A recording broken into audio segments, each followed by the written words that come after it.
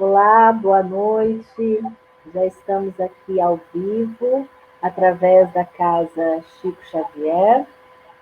Vamos esperar aqui, tem gente entrando. Deixa eu ver aqui.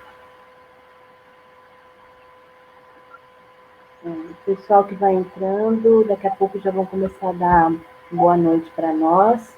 Mas é sempre uma alegria estarmos aqui conectados às segundas-feiras, através da Casa Chico Xavier. Hoje, dia 12 de outubro, um feriado, estamos aqui nós, conectados, para falarmos da doutrina espírita. Boa noite, Marquinhos. Bem-vindo conosco. Quem ainda não deu boa noite, por favor, fale aqui uma boa noite para a gente poder cumprimentar também. É sempre uma alegria para nós. Nós ainda não vamos retomar as nossas atividades na Casa Espírita, aqui em Santa Gertrudes, então nós continuaremos com as lives de segundas-feiras, por enquanto, sempre às 20 horas, certo? Boa noite, Marco. Tudo bem? Boa noite, Cláudia. Grande satisfação de estar aqui. Pela primeira vez, né, na sua casa, ainda que virtualmente, mas para mim é uma grande satisfação, uma grande honra, tá? Conversar aqui com o pessoal de todos, inclusive com o público virtual também, né, que já está aí acessando. Isso, muito obrigado por aceitar o convite de estar com a gente nessa noite, viu, Marco? Satisfação é minha. É sempre uma alegria, olha, a Ana está sempre com a gente, a Leila também está toda segunda-feira conosco, e tem mais pessoas aqui conectadas que ainda não deram boa noite. Então vão chegando aqui para a gente poder dar início, fazer a nossa prece. E antes disso, eu apresento o Marco. O Marco é um amigo nosso, ele é de Campinas, ele é diretor do Departamento de Doutrina da USP São Paulo, é presidente da USP Regional de Campinas, também ele é integrante da Liga dos Pesquisadores do Espiritismo e colaborador no Centro Espírita Allan Kardec, lá de Campinas. E divulga a doutrina espírita através de palestras, presencial quando pode, virtual. Né? Tem aí os canais no YouTube que vocês podem estar achando mais palestras dele. É muito importante também estar buscando, que sempre a gente agrega conhecimento nunca é demais. Então, mais uma vez, Marco, obrigada em nome da casa, da diretoria da casa, a gente agradece por você estar aqui com a gente, tá? A gente está aqui também com a Dalva, com a Cleusa, muito boa noite a todos. E eu convido, então, para a gente iniciar a palestra virtual do Marco. Vamos fazer uma prece para a gente se harmonizar, né? Nos conectarmos com a espiritualidade amiga. Então, eu convido a todos que estão conosco virtualmente, cada um no seu lar. Vamos imaginar que nós estamos na casa espírita, todos juntos, vibrando num só pensamento, num só sentimento, agradecendo primeiramente a Deus por essa oportunidade que temos da encarnação, de estarmos aqui mais um dia, mais uma noite.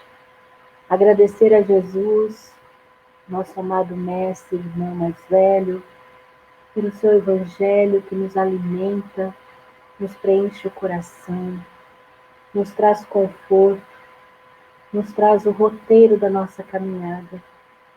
E aos espíritos benfeitores, trabalhadores da Casa Chico Xavier, que nos auxilia, nos inspira e nos ampara, que possa nessa noite inspirar também nosso amigo Marco, para que ele traga as suas reflexões, que elas penetrem os nossos corações, nos tragam realmente entendimento, para que a gente possa percorrer no decorrer dessa semana, pensando, refletindo, interiorizando os ensinamentos que aqui nós teremos. A nossa gratidão por essa oportunidade, por este momento, e que Jesus sabemos que está sempre conosco, então que sejamos capazes de estar com Ele também. A nossa gratidão e que assim seja.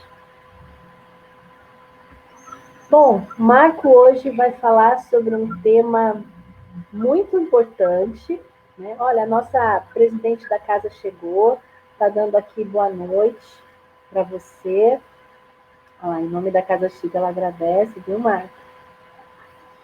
Eu que agradeço o convite. Então, o nosso tema de hoje, o Marco vai falar sobre sede perfeitos, que está lá no capítulo 17 do Evangelho. Então, vamos participar, vamos prestar atenção, vamos comentar aqui, fazer perguntas para ele, porque no final a gente retoma, tá? E se vocês tiverem alguma dúvida, deixe escrito aqui, que depois a gente conversa um pouquinho, tá bom? Marco, é com você. Obrigado, Cláudio. Também agradeço a Leila, né, pela gentil saudação já pela casa, né? E para mim é uma grande satisfação tratar também desse tema, porque é um dos temas que do Evangelho segundo o Espiritismo eu particularmente mais gosto, né? O capítulo 17, que é o Sede Perfeitos, porque ele nos permite ter uma série de reflexões, não somente aquelas reflexões mais comuns, mas nós conseguimos fazer conexões com quase que toda a obra da codificação, né? Então, é muito rico esse capítulo, e eu espero, né, que todos possam também levar aí essas reflexões, esses pensamentos, de uma maneira que seja produtiva, que seja útil. Bom, esse capítulo, ele começa, né, como todos os outros, né, trazendo uma parábola, ou trazendo um trecho, né, extraído do Novo Testamento, e no caso especificamente desse capítulo, é um trecho que está lá em Mateus, né, no capítulo 5, versículos 44, 46 a 48, que trata justamente desta recomendação, dessa orientação de Jesus, quando ele diz, né, ao final, para nós todos sermos perfeitos, como também perfeito é o nosso Pai. Ou seja, ao final da sua explanação, Jesus estava comentando sobre a necessidade de nós amarmos os inimigos, né, na sua essência, como se fosse a prática da caridade, né, elevada ao mais alto grau, porque já seria um desprendimento que nós teríamos. E ao tecer esses comentários, Jesus finaliza, né, nos recomendando, nos orientando para nós também sermos perfeitos. E aí agora nós vamos entender, né, essa passagem e, claro, aprofundar isso dentro da nossa vivência hoje, daquilo que nós já conhecemos também da realidade espiritual. A primeira coisa que nós temos que destacar, e que também os próprios espíritos, né, nos orientaram, essa palavra, o uso da palavra perfeito, né, ela é, obviamente, limitada. Nós não podemos considerar que seríamos perfeitos como Deus é perfeito, porque isso fugiria da completa noção, né, daquilo que representaria o nosso processo evolutivo e também Deus. Deus sendo absoluto, Deus é perfeito na sua essência, né, e que seria inatingível. Nós nunca teremos capacidade para alcançar Deus, porque também, se fosse assim, nós também seríamos deuses, né? E não é o caso. Então, a nossa perfeição, ela é relativa. Só que, na época, quando Jesus estava se dirigindo àqueles homens, ainda com um conhecimento muito restrito, né, da sua própria realidade, da realidade espiritual, Jesus basicamente se limitou a apresentar um modelo para que as pessoas seguissem. Então, quando Jesus diz para nós sermos perfeitos, como Deus também é perfeito, é uma maneira de nós nos estimularmos, nos incentivarmos a progredir, mas não quer dizer que hoje nós já consigamos compreender que o sentido da palavra de Jesus não é literal em termos de perfeição. Nós vamos ser perfeitos até o limite que nós somos suscetíveis. E aí a gente já começa a fazer alguns links, né, alguns vínculos com o conceito que os próprios espíritos já nos deixaram em seus ensinos. Por exemplo, na questão do Livro dos Espíritos, número 776, aonde se coloca ali, né, a questão do homem sendo perfectível, ou seja, ao tratar da lei do progresso, nós temos uma característica bastante interessante. Nós fomos criados por Deus, claro, carregamos, está latente em nós esse potencial da perfeição que nós somos suscetíveis. Ou seja, quando na 776 nos dizem que nós somos perfectíveis, significa que nós podemos alcançar, realizar a perfeição de que somos suscetíveis, e não como Deus é perfeito. Então, vejam que há uma distância bastante grande nesse processo evolutivo. E interessante que perto da questão 776, logo duas questões depois, na 778, nós já temos a informação de que nós não voltamos, nós não regredimos, o homem não retrograda o seu processo evolutivo. Então, quando Jesus está nos dizendo sede perfeitos, vejam só a profundidade.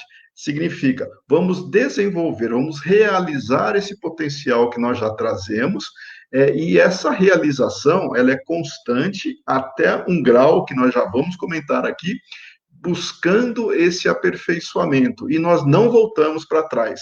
Ao contrário de outras filosofias, de outras doutrinas, que até consideram esse processo de recaída, no caso do Espiritismo, não. Nós sempre conquistamos e essas conquistas não são perdidas, nós sempre partimos daí para frente.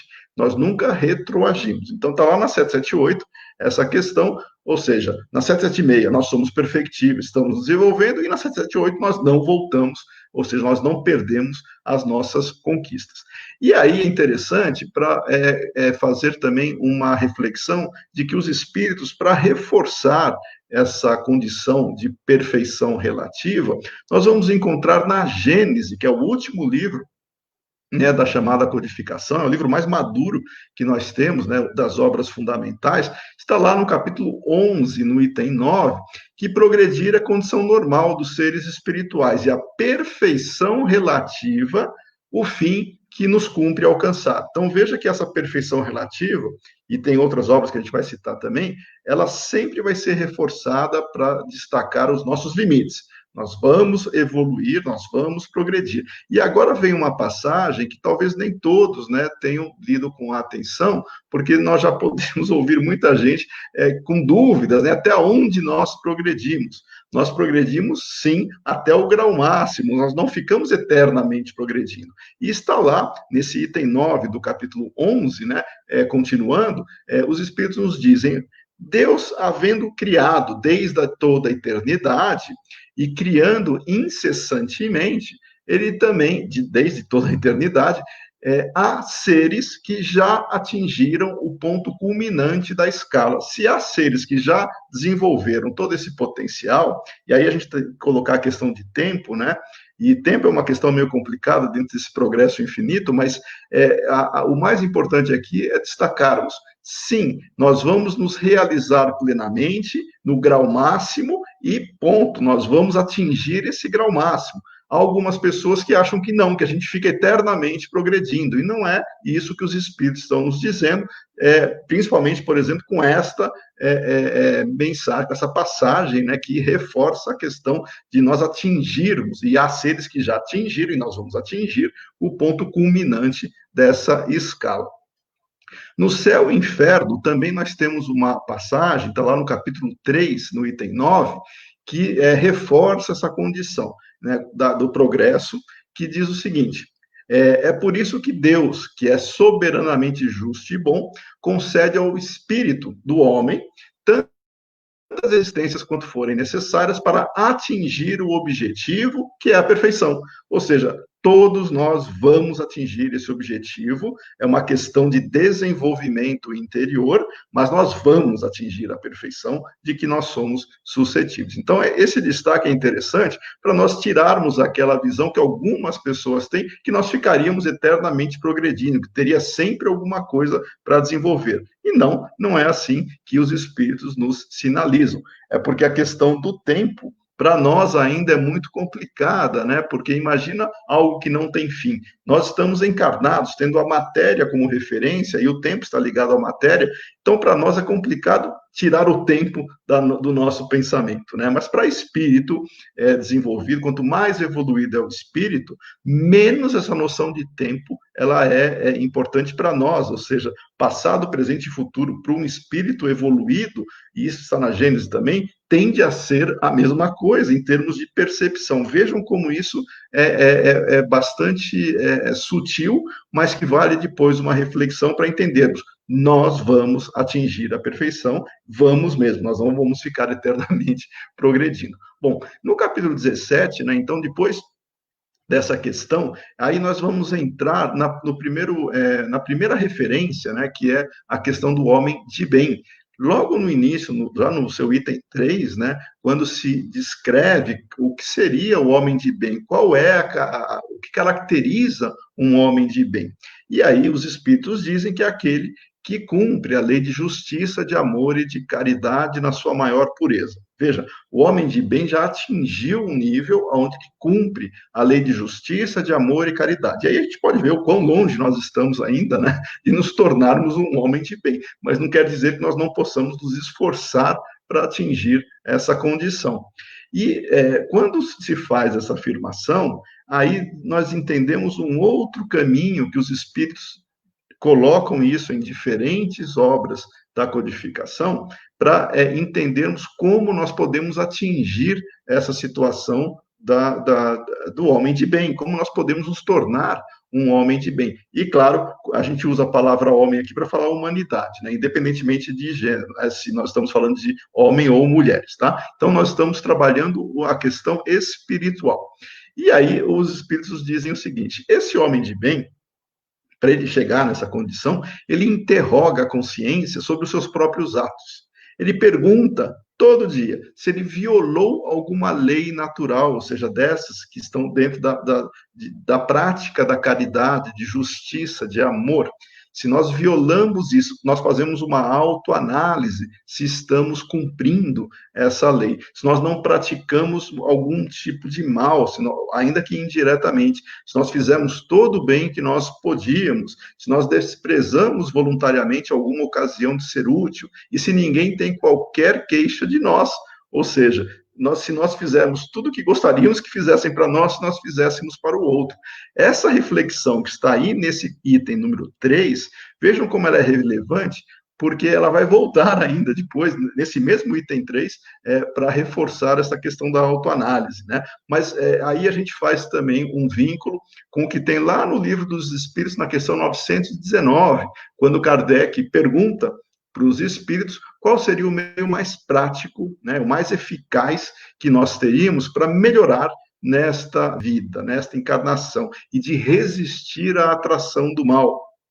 Kardec perguntou isso desde lá no Livro dos Espíritos, né? Nós estamos no Evangelho, que foi lançado depois, né? O Evangelho foi publicado em 64, a primeira edição do Livro dos Espíritos foi em 57, né?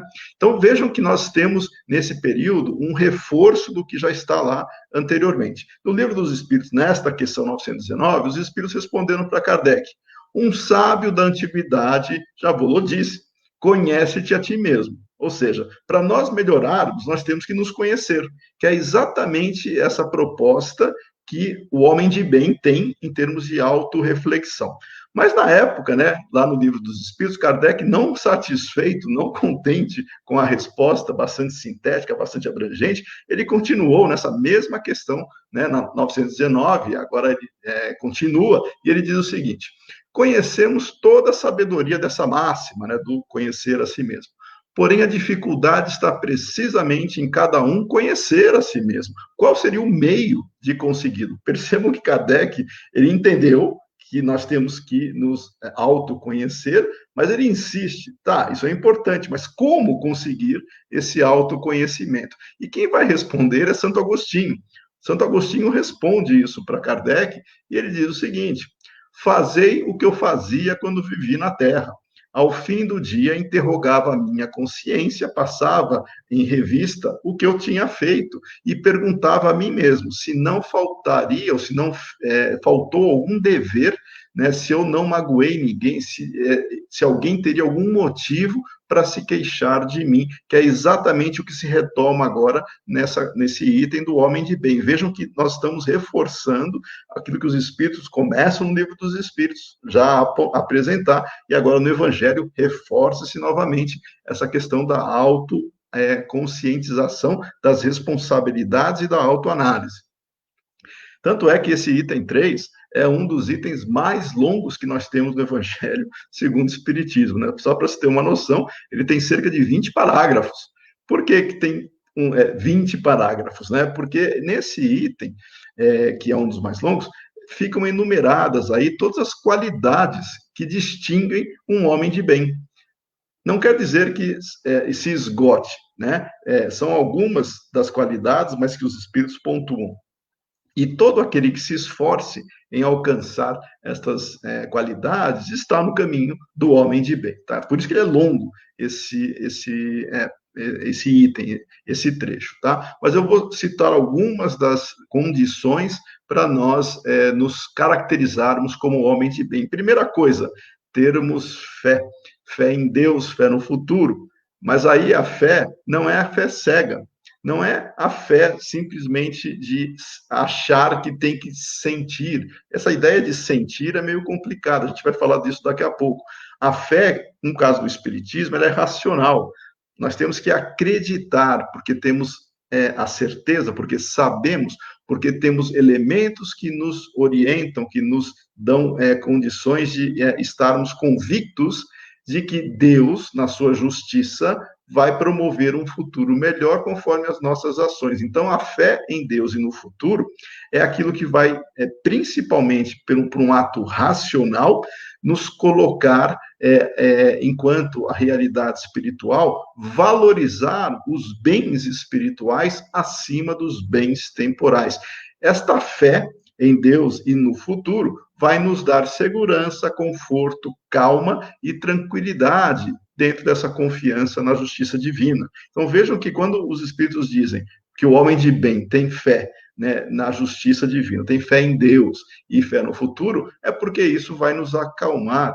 Não à toa que, depois a gente vai ver que o espírita e o homem de bem são os mesmos, mas não à toa que, conhecendo a realidade, nós nos acalmamos, porque a angústia e a ansiedade, elas deixam de existir com a intensidade que existiam antes, porque a gente sabe o que vem pela frente e as consequências de nossos atos. Então, vejam que é um ato racional, crer, e isso vai fazer com que nós hajamos com determinada consciência, e ao fazermos isso, nós vamos criando hábitos, nós vamos tornando a incorporar em nossa rotina, em nossa vida, aquilo que nós acreditamos. E aí nós passamos a ter e praticar, né, a caridade na sua essência, para com todos, independentemente da identificação, se o outro é alguém parecido ou semelhante a nós, porque isso é algo instintivo, nós passamos a agir bem com todos, porque isso é condição para nós nos melhorarmos.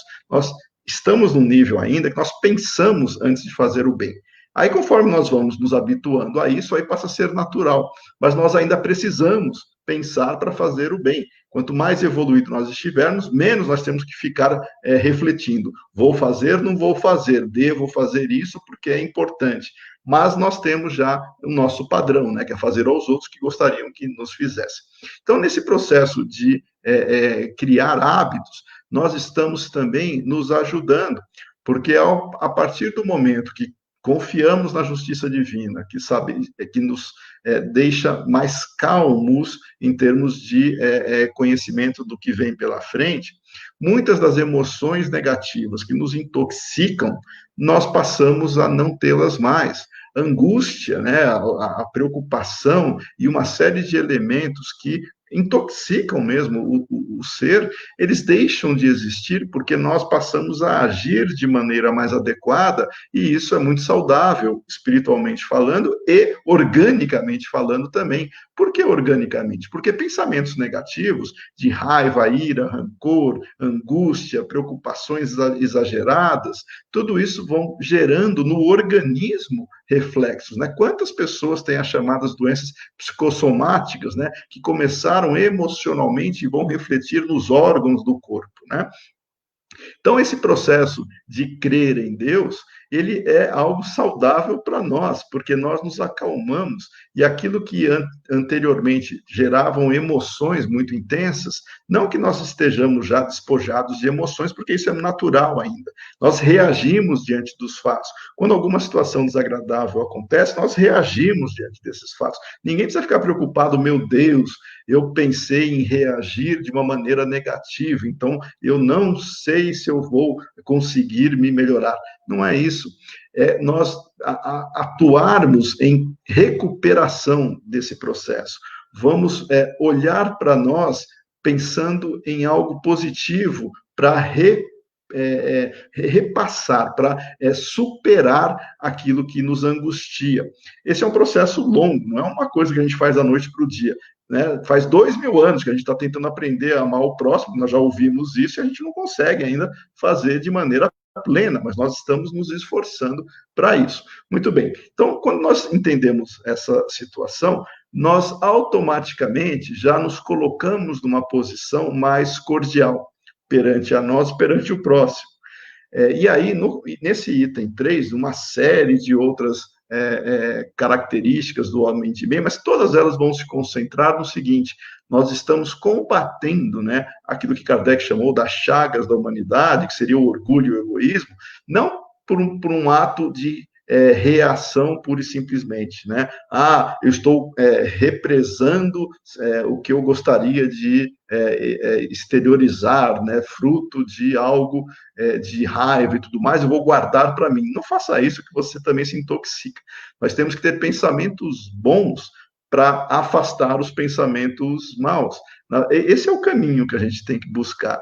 Não é represar pensamentos maus e não materializá-los, né? Não praticá-los, não realizá-los, mas guardá-los para nós. Não. Nós temos que pensar algo bom e nas consequências positivas que isso nos traz, e aí nós afastamos naturalmente o oposto. Então, se nós quisermos combater o orgulho e o egoísmo, que nós pensemos e hajamos em torno da humildade e da fraternidade, porque ao pensar no próximo como alguém carente, como alguém também necessitando de desenvolvimento moral, que está vivenciando seus problemas, suas dificuldades, nós começamos a vê-lo como uma pessoa, muitas vezes, doente naqueles estados de desequilíbrio, que todos nós podemos ter também. Então, nós temos um outro olhar, e não só um olhar de raiva, mas talvez um olhar até de compaixão diante de uma situação de alguém, né, em desequilíbrio. Então, nós passamos a ver o mundo de maneira diferente. Esse também é um processo que nós estamos nos acostumando, e, de novo, não é da noite para o dia. Ninguém acha que a partir de hoje eu não vou sentir raiva. Não é assim que funciona, né? Nós temos que habituarmos-nos a pensar bem, a olhar o outro como alguém carente também de necessidade, mas não ser conivente com os males dos outros também, tá? Então, quando a gente busca essa reflexão, e aí nós entramos no item 4, né, quando se trata dos bons espíritas, os bons espíritas, basicamente, são os homens de bem. Então, os espíritos nos dizem o seguinte: o espiritismo é um caminho para atingir essa situação de homem de bem. Não é ao contrário, eu vou me tornar homem de bem e depois eu vou ser espírita. Não. O espírita é aquele que está dentro da sua compreensão da realidade, seguindo um caminho para realizar e para exemplificar esta questão do homem de bem. Os espíritos primeiro apresentaram um modelo, né, que nós devemos buscar. Esse modelo não depende de condição religiosa, de crenças, não depende de nada disso. Mas nós, espíritas, temos um caminho para chegarmos nessa condição do homem de bem, que para nós, claro, é muito mais racional, muito mais claro, nós não temos subterfúgios, nós não temos simbolismos. Tudo isso é um fato que nos permite crer sem receio, sem dúvidas, e nós nos tornamos mais confiantes para agirmos bem. Vejam que os espíritas têm uma responsabilidade sobre essa situação, porque quanto mais se sabe, mais nós seremos cobrados também pela própria consciência. Mas o espiritismo é um caminho para nós nos tornarmos e exemplificarmos essa questão do homem de bem, e não o contrário. Eu vou ser um homem de bem para depois ser espírita. Não é isso. O espiritismo nos mostra como atingir aquela situação e o porquê de atingirmos aquele momento, né, de realização, onde já entraríamos, todos nós já, se atingíssemos esse nível, já estaríamos no mundo chamado regeneração. Mas nós ainda estamos na escala evolutiva do mundo de expiações e provas para aprendermos com os nossos erros e nos esforçarmos para vencer a nós mesmos. Esses problemas que ainda trazemos, né, de orgulho e egoísmo, e buscando essa superação para nos tornarmos homens de bem. E no item 4 ainda enfatiza-se: não basta crer e estudar os fenômenos espirituais, Não basta se dizer espírita sabendo que conhece todas as relações teóricas sobre os fenômenos espirituais e até na parte prática. Nós temos que entender isso, reconhecer que isso nos amplia horizontes intelectuais, claro, mas nós temos que aplicar as consequências morais desse conhecimento, né? Dos ensinos, inclusive, dos espíritos. Não basta saber, nós temos que entender e praticar. E aí vem a ênfase, porque o espiritismo é um caminho, porque nos permite compreender de maneira muito mais clara essa realidade e aplicar também racionalmente. Enquanto outras doutrinas, outras filosofias, todas meritórias, né, desde que melhore o ser humano, ainda estão muito presas no simbolismo e na questão emocional de entrega a algo desconhecido, que as pessoas não sabem como se processa, e baseados na fé cega, nós temos a oportunidade de, em cima da fé raciocinada, entender o que fazer, por que fazer. Isto é um privilégio que nós temos e nós vamos ser cobrados por isso. O espírita, de novo, ele tem a responsabilidade. Não quer dizer que ele vá fazer, mas já sabe como, ou pelo menos o que nós poderíamos fazer para nos melhorar e afastar boa parte dos problemas que já temos aqui, né?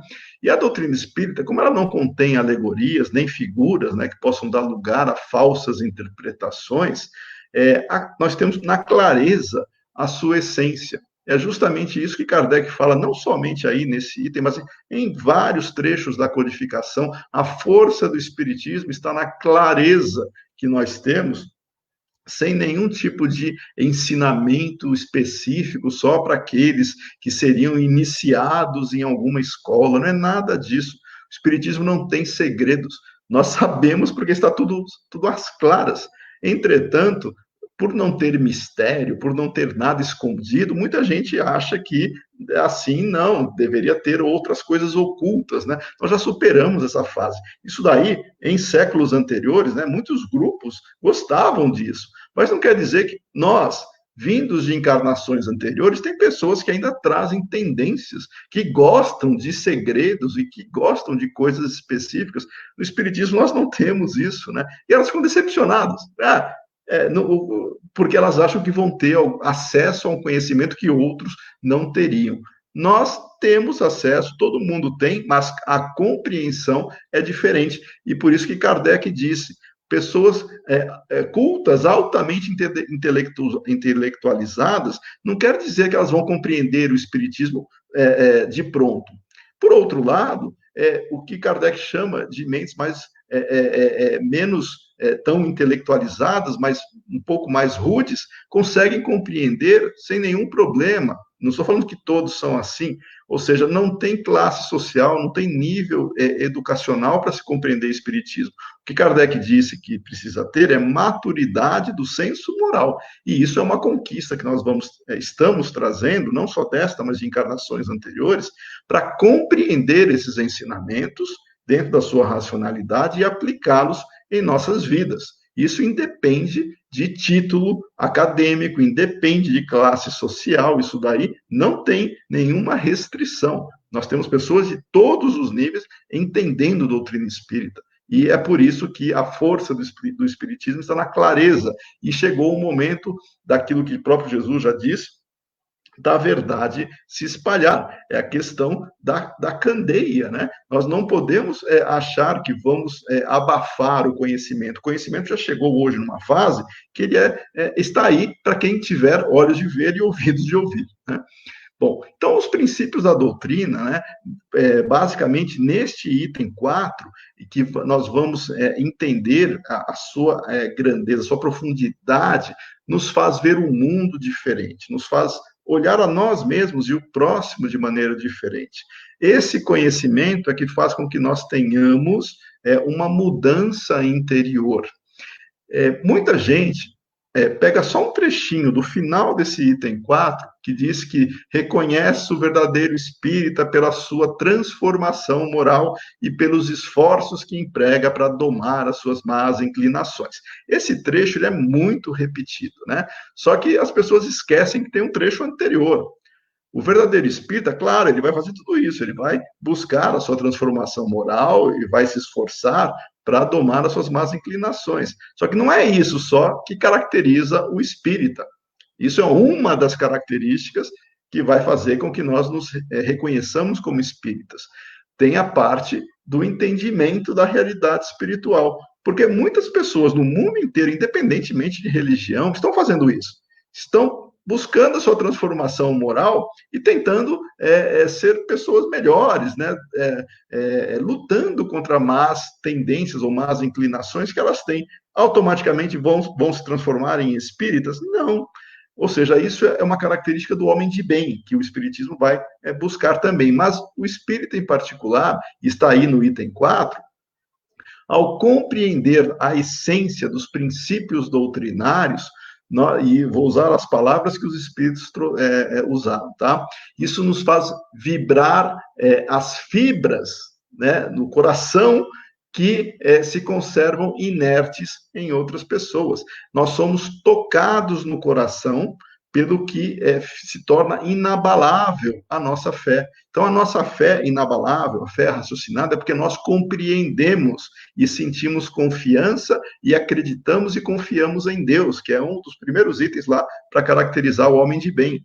Esta fé em Deus nós temos desde que nós compreendamos e nos sintamos confortáveis em agir bem, mesmo diante dos desafios todos que nós temos no dia a dia, na vida, para nos tornarmos pessoas melhores. Então, o verdadeiro espírita, de novo, ele vai ser, sim, o que busca a sua transformação moral e tenta combater as suas más inclinações, mas ele sabe o porquê de fazer isso. Ele vai entender o porquê da realidade exigir essa situação. E não vai fazer cegamente, ele vai fazer racionalmente isso num primeiro momento. E aí nós vamos ter mais elementos para conseguir ajudar o outro, inclusive, a se libertar desses grilhões que são orgulho e egoísmo, explicando, orientando, primeiro para nós, e exemplificando o que nós acreditamos dentro da nossa vida diária. E é por isso que Jesus, ao fazer essas ponderações, ele traz uma passagem que também lá no caso Kardec, né, ele traz uma passagem de Jesus do Novo Testamento, está lá em Mateus, no capítulo 13, itens 1 a 9, que é a parábola do semeador. Na parábola do semeador, ele vai fazer uma comparação conosco, com a gente, com os espíritas, né? Qual é a relação que nós vamos entender e, de uma maneira mais ampla, não só com os espíritos, com todos aqueles que têm acesso ao conhecimento do que é importante para nós nos melhorarmos. Ele usa a parábola do semeador, eu vou só relembrar aqui, né, alguns tópicos mais importantes, onde ele diz, né, ele conta, né, na sua parábola, para gravar a essência moral, né, para os ouvintes da época e que permaneceriam durante todos esses séculos, né? Ele fala do semeador que saiu por aí e lançou sementes. Algumas sementes do semeador, elas caíram ao longo do caminho, né? E aí vieram os pássaros e a comeram. Outras sementes caíram em lugares pedregosos, não havia muita terra, elas logo cresceram, mas como não tinha muita profundidade, muita terra, veio o sol e as queimaram, né? Elas não tinham raízes e logo secaram. E aí tem a outra parte que cai entre os espinheiros, que são aqueles que elas têm terra, conseguem até começar a crescer, mas os espinhos abafam o seu desenvolvimento e elas acabam também por não continuar a florir, a desenvolver. E, finalmente, cai aquelas em boa terra, e aí essas vão produzir frutos, variando a quantidade de frutos, ou seja, nós temos fases, nós temos gradações daqueles das sementes, né, que caíram e frutificaram. E aí, os Espíritos nos dizem que as sementes são os ensinamentos do Evangelho. E aí, nós podemos trazer isso para a nossa reflexão. Todos aqueles que compreendem, que ouçam, né, que conseguem perceber a natureza, a essência moral e o conhecimento que nós estamos tendo, nós podemos frutificar. Alguns se deparam com o conhecimento, não dão a mínima importância, porque não conseguem compreender e se assemelham àquelas sementes que caíram, né, à beira do caminho e não tiveram nenhum tipo de reação nesse sentido. Aqueles que caíram em lugares, as sementes que caíram em lugares com pedregosos, com pouca terra, são semelhantes àqueles que veem, começam a compreender a profundidade dos ensinamentos, só que como não tem muita raiz, quando vem o sol e queima, significa que aquelas pessoas, elas compreendem, mas diante da primeira dificuldade, logo desistem de tudo. Seriam aqueles que não têm profundidade, não têm raiz, né, para continuar a crescer. E a gente pode transformar isso para os espíritas, aqueles que conhecem também, que estão tendo conhecimento com essa realidade, mas se entusiasmam de maneira bastante enfática, geralmente, né? Ficam todos entusiasmados para logo querer se melhorar, mas diante da primeira dificuldade abandonam, porque não tem raiz.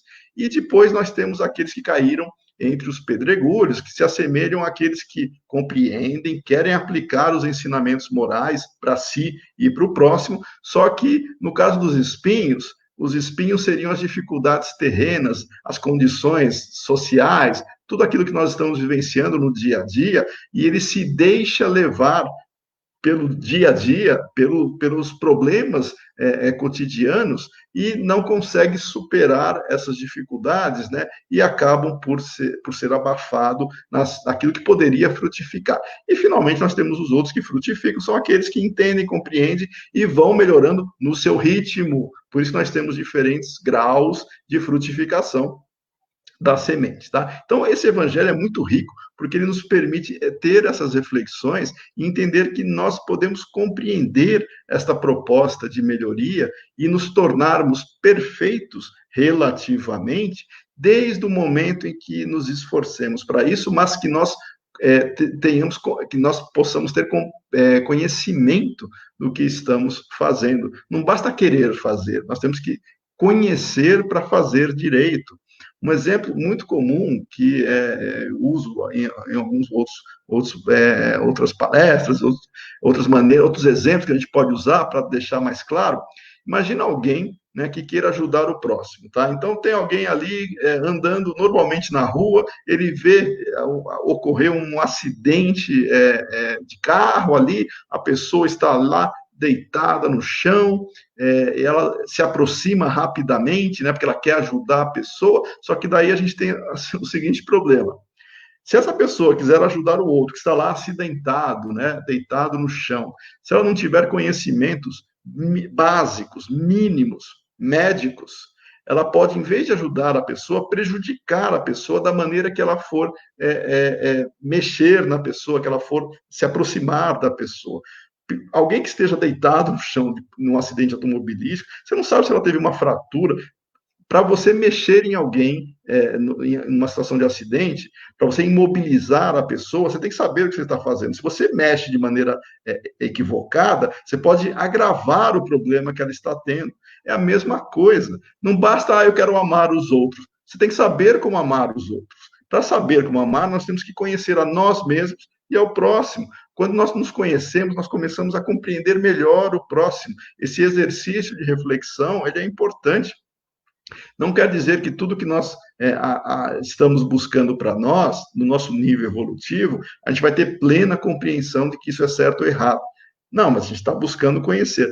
O mais importante é entender que a realidade espiritual existe, que nós temos uma relação direta com isso e que o futuro vai depender dos nossos atos enquanto seres em evolução. Nessa proposta de vida, aqueles que têm uma visão materialista, ou seja, que não acreditam que exista algo, nada mais além da matéria, será que a gente está efetivamente apresentando uma situação onde a pessoa se sinta confortável em ajudar o próximo, ou ela, de maneira oportunista, pode simplesmente, eu acho que não existe mais nada diante dos primeiros problemas, eu não sei por que alguém vai continuar vivendo, né? Então, tem várias perspectivas da vida que nós poderíamos explorar, mas sempre buscando entender que a reflexão que é mais importante. Nós podemos ser ou vamos, né, dentro do nosso ritmo, exemplificar aquilo que nós acreditamos. É isso que nós temos que fazer dentro de uma questão natural, né, de desenvolvimento. E o capítulo fecha, né, com as instruções dos espíritos, com alguns tópicos muito interessantes, né? Até já estou vendo o horário aqui, já daqui a pouco encaminhando aí para o nosso encerramento, mas o dever, por exemplo, né? Que é uma instrução, uma mensagem, né? Que tem de Lázaro ali nesse capítulo, né? Nós entendemos que o dever é uma obrigação moral. E essa obrigação moral, e Lázaro ainda traz, né, que seria o mais belo galardão da razão, está vinculado à disciplina. Mas esse dever é dever com o quê? Com a consciência. Nosso dever é com a nossa consciência. Nós, independentemente de onde nós estivermos, ou se estivermos encarnados ou desencarnados, nós temos o dever de agir para nós não ferirmos a própria consciência, porque é a consciência que vai nos julgar. Então, quanto mais nós estivermos próximos a essa situação de agirmos confortavelmente com a consciência, independentemente das atribulações que nós podemos enfrentar, nós estamos mais próximos dessa noção de dever e que o homem de bem também abraça. Nós sabemos que as leis de Deus estão escritas na consciência, então vamos seguir, né, e vamos estar em paz com a consciência. E aí, nas outras mensagens, né, que nós encontramos nesse capítulo, nós temos mensagens dedicadas à humildade para combater o orgulho e o egoísmo, nós temos que seriam as virtudes, né, e a virtude em particular, que é uma mensagem de um espírito chamado François Nicolas Madeleine. Nós vamos entender que isso faz parte do reconhecimento e da submissão perante a vontade divina, não perante os homens, mas perante a vontade divina. Nós nos colocamos, né, de maneira humilde perante Deus, pelas nossas limitações, pela nossa pequenez mesmo, e reconhecendo que as leis naturais estão nos envolvendo e nós vamos agir conforme esse processo de consciência e fortalecimento interior com humildade, ao contrário do orgulho e egoísmo, que fazem com que nós tenhamos ainda problemas que vão nos intoxicar, e aí sim nós vamos ter sérios dramas existenciais, encarnados ou desencarnados. E o mesmo Espírito tem uma outra mensagem que é superiores e inferiores, dizendo que nós, enquanto encarnados, todos nós temos uma missão. A missão de cada um é evoluir. A nossa missão principal é evoluir. Toda missão é voltada ao bem, cada um com as suas necessidades específicas na encarnação, mas todas elas voltadas para nós superarmos os desafios que nos são colocados, e as leis naturais nos empurram para crescer nesse sentido, e o desafio é agir bem. Não importa se a pessoa é rica, pobre, desta daquela maneira, se tem condições, se está fisicamente apto ou inapto, nós temos todos oportunidades de melhoria. E aquilo que nós seremos cobrados pela consciência é o que fizemos dos elementos que nós tínhamos à disposição para agir, para atuar. Se a pessoa tinha recursos financeiros, o que ela fez? O que ela aplicou os recursos financeiros dela em prol dela e do próximo em termos de melhoria moral? Se ela tinha autoridade, como ela tratou as pessoas que estavam sob o seu comando? Se ela estava subordinada, como é que ela tratou a sua responsabilidade perante aqueles que a contrataram? Tudo isso faz parte desta relação. E o progresso, de novo, vem conforme nós estamos preocupados em nos transformar, mas essa preocupação não é angústia, é uma preocupação saudável, é nos disciplinarmos para agirmos bem. E o capítulo vai fechando com a questão do homem no mundo, né? E aí a gente faz até um paralelo com aquilo que está no Evangelho segundo o Espiritismo, no capítulo 11, no item 7, que quando a gente fala do homem do mundo, a gente pode trazer aquela questão do dai a César o que é de César. Nós estamos no mundo, nós temos compromissos com a realidade onde nós estamos inseridos, e nós não podemos fazer aquilo que seria desprezar as nossas relações enquanto encarnados. Estamos encarnados, nós temos compromissos e responsabilidades e temos que agir conforme um ser encarnado e não, muitas vezes, buscar agir conforme o que nós achamos em detrimento da organização, do que já está devidamente, onde nós vivenciamos culturalmente, inclusive. Tá? Então, a gente tem que balancear as nossas ações. Nós não estamos desconectados da realidade material e também nós não estamos só na realidade material, a gente tem que entender a realidade espiritual. Então, os nossos deveres é dever conosco, com a consciência, mas também com a família onde nós estamos inseridos, com a sociedade como um todo, com a autoridade onde nós estamos submetidos e com os indivíduos em geral. E a última mensagem que é do Jorge, né, que é cuidar do corpo e do espírito, e aí a gente fecha, né, com essa questão. Nós estamos encarnados e temos que cuidar muito bem desse instrumento que nós nos servimos para poder agir. Quando nós maltratarmos o corpo, nós estamos abreviando ou nos limitando, e aí nós vamos ser cobrados do mesmo jeito pela consciência. Como nós tratamos o nosso corpo e aquilo, o bem que nós poderíamos fazer, que muitas vezes foi limitado porque o corpo não deixou, porque nós não usamos direito ou porque nós abreviamos até o nosso tempo aqui na Terra. E aí faz um contraponto. Nem sermos como os ascetas, né, que era uma seita, fruto de uma filosofia voltada só para aquilo que era espiritual, em detrimento da realidade material, a pessoa praticamente desprezava a realidade material, esse age em desconformidade, né, com as oportunidades evolutivas que tem aqui, e os materialistas, que só olham a realidade material e desconsideram completamente a realidade espiritual, né? Não é nenhum nem outro. Nós temos que entender as nossas necessidades de manutenção do corpo e do desenvolvimento moral. Então, essa fecho aqui, né, dentro da nossa proposta de reflexão e deixando sempre essa mensagem. Todos nós temos as condições de nos tornarmos homens de bem. O Espiritismo nos ajuda a fazer isso. Cabe a nós agora nos esforçarmos para sermos perfeitos conforme o nosso nível evolutivo já está nos sinalizando. Muita paz a todos e eu convido agora a Cláudia a voltar aqui na tela para nós conversarmos. Nossa, ótimas reflexões, viu, Marco? Aí a gente vê que abre um leque, né, para você, na perfeição, abre um leque. Você tem que trabalhar o autoconhecimento, trabalhar a caridade como entendia Jesus, e aí vai por aí afora. Então vai demandar aí muitas encarnações. Mas esse é o propósito nosso. A Leila coloca uma pergunta aqui, Marco. Você disse que uma vez atingida a perfeição, cessa a evolução.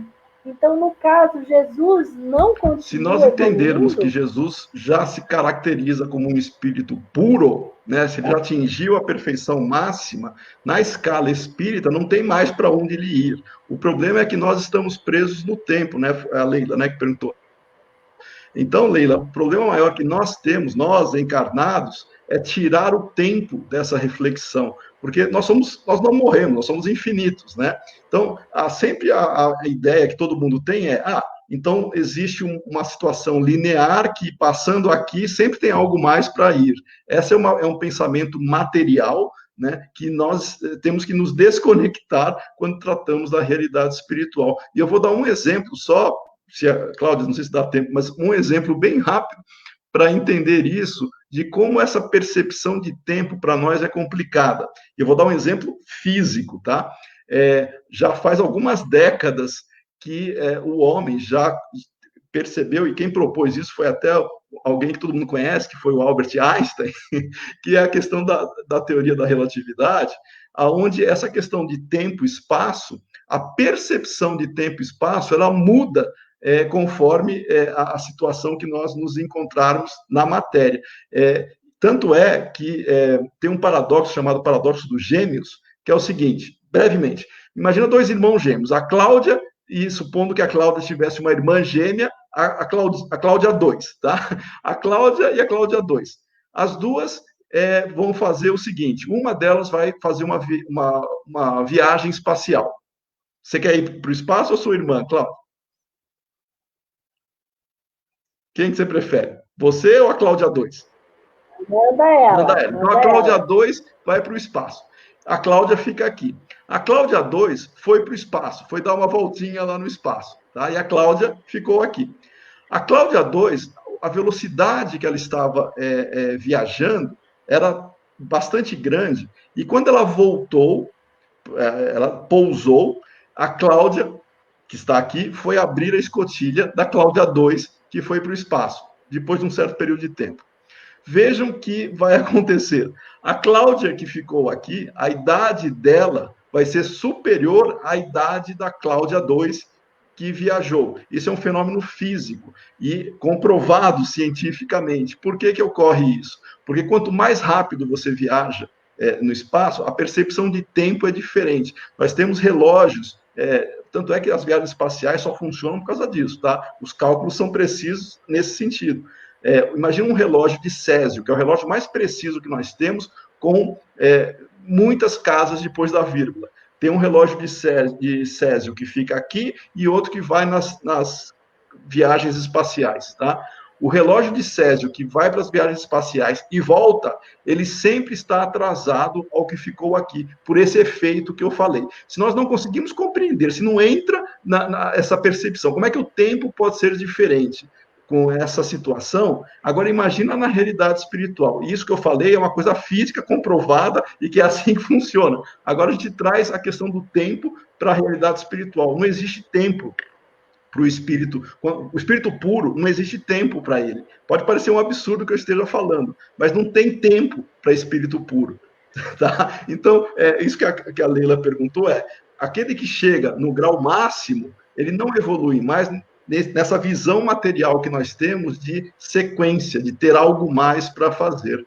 Tá? Leila, não sei se eu ajudei, eu pus mais dúvida ainda, mas o problema do tempo é complicado. Não, deu para esclarecer sim, Marco. E eu vejo também que a nossa percepção é muito limitada, né? A nossa inteligência ainda aqui na matéria, ela é muito limitada. Então a gente não tem essa. O próprio livro dos Espíritos nos fala que a gente não tem ainda a noção de entender tudo. Né? Então a gente vai ter essa percepção quando a gente evoluir um pouco mais, né? E é interessante que quando a gente começa ou quando o verdadeiro homem de bem ele começa a buscar, né, esse conhecimento de se autoanalisar, de buscar ser perfeito, muitas coisas na vida dele vai incomodando quando a gente começa a buscar essa perfeição. O comportamento nosso incomoda, né? A gente começa a refletir melhor sobre as coisas que a gente faz. E isso é muito bom, é sinal de que a gente está melhorando. Né? Isso que é interessante também quando a gente busca essa perfeição. Não a perfeição do qual a gente entende, que muita gente acha que a gente vai ser perfeito como Deus, e não é assim, né? Você deixou bem claro isso. Só que a gente ainda é tão limitadinho que a gente não entende essa questão da perfeição, né? Vai demandar um tempo ainda. Olha, a Leila está agradecendo aqui, tá? Que foi excelente palestra. Pessoal agradecendo. E eu agradeço muito pela sua participação. Foi muito gostoso falar com você, viu, Marco? Você trouxe reflexões bem claras. Ficou bem claro. Né? É uma forma de você colocar bem clara para o nosso entendimento, para de todos que estão aqui com a gente. Eu que agradeço. Então, eu agradeço mais uma vez, viu? Agradeço aí por você ter aceito o convite. E se isso aqui for mais longe, que a gente não sabe até quando vamos online, a gente marca outras palestras. Estou à disposição. Vai ser uma satisfação. Muito obrigada, então, viu, Marcos? Você pode fazer uma prece para a gente encerrar? Claro, faço sim. Por favor. Então, unidos em pensamentos, em sentimentos, nesses momentos de confraternização, nós vamos agradecendo a Deus, nosso Pai, o Criador, por tudo aquilo que já recebemos, pelas oportunidades evolutivas. Pedimos desculpas pelos nossos erros, pelos nossos equívocos, mas sabemos que estamos também aprendendo com eles. e, acima de tudo, nos comprometemos a buscar esta melhoria e a exemplificar tudo aquilo que acreditamos. Que assim seja. Que assim seja. Então, muito obrigada mais uma vez. E, pessoal, segunda-feira que vem a gente volta aqui novamente às 20 horas com mais palestra, tá bom? Uma excelente semana para todos. Marco, uma excelente semana para você. De bastante trabalho, bastante reflexão para todos nós. E um beijo no coração de todos. Tchau, tchau, gente. Até segunda que vem.